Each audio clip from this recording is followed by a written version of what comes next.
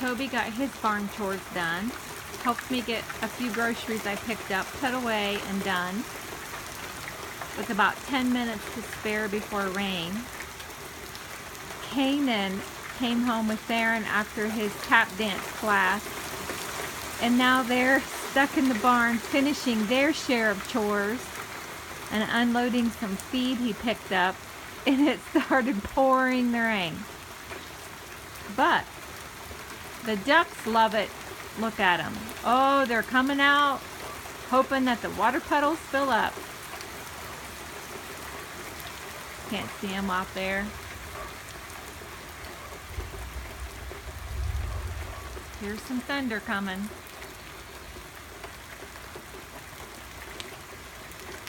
Yeah, the ducks are anticipating. Some of them are right there. They're anticipating that this area here is going to fill up with water and flood. Fill their bellies with bugs.